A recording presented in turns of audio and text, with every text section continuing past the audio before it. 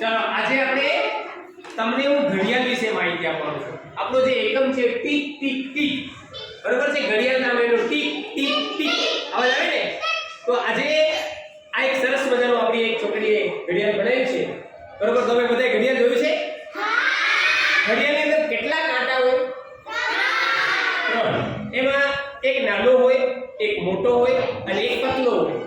એમાં નાના કાંટાને શું કહેવાય? કલાક. મોટા કાંટાને શું કહેવાય? અને આ પતલા કાંટાને શું કહેવાય?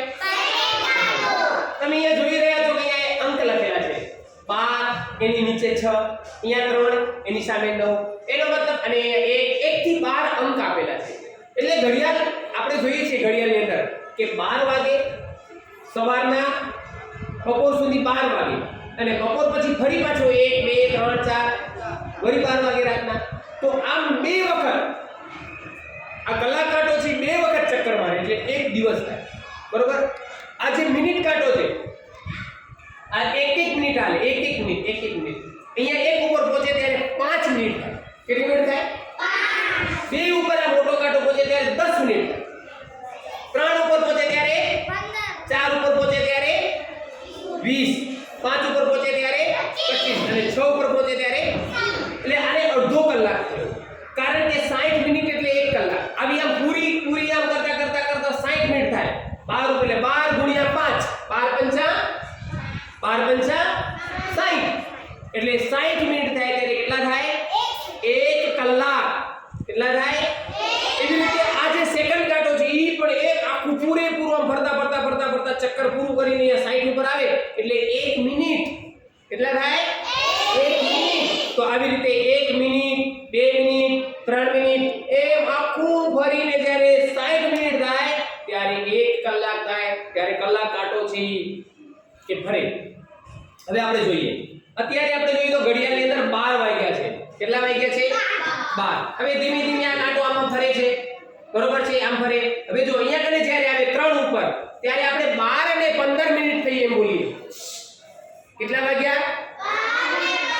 અને લખવું હોય આપણે તો એને આ રીતે લખાય. ગુજરાતીમાં આપણે લખીએ 12 અને 15 મિનિટ અથવા તો એને 12:15 કહેવાય. 12:15 એટલે કહેવાય. એવી જ રીતે જ્યારે આ કાંટો 6 ઉપર આવે એટલે 12 ને 30 મિનિટ થઈ. કેટલી મિનિટ થઈ? 12 અને 30 મિનિટ. એને આપણે જો આપણી ભાષામાં કહેવું તો 12:30 કહેવાય. કેટલા કહેવાય? અને એવી જ રીતે આ કાંટો જ્યારે 9 ઉપર આવે છે અને આ કાંટો જ્યારે અહીંયા ડગે છે ત્યારે અહીંયા કેટલા મિનિટ? આ 12 અને કેટલી મિનિટ થશે? 12 અને 45 મિનિટ થઈ. કેટલી થઈ? 45.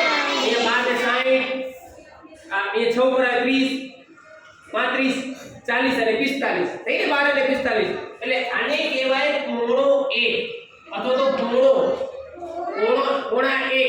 કેટલા વાગ્યા કહેવાય? તો આમ 3 ઉપર, 6 ઉપર અને 9 ઉપર. 3 ઉપર આવે ત્યારે 1.25, 6 ઉપર આવે ત્યારે અડધો અને 9 ઉપર આવે ત્યારે પોણો. બરોબર? આવી રીતે આવે. તમને બધાને સમય જોતા આવડે છે? તો હું તમને પૂછું છું, ચલો અત્યારે આ એક કાંટો છે, એક 3 ઉપર છે,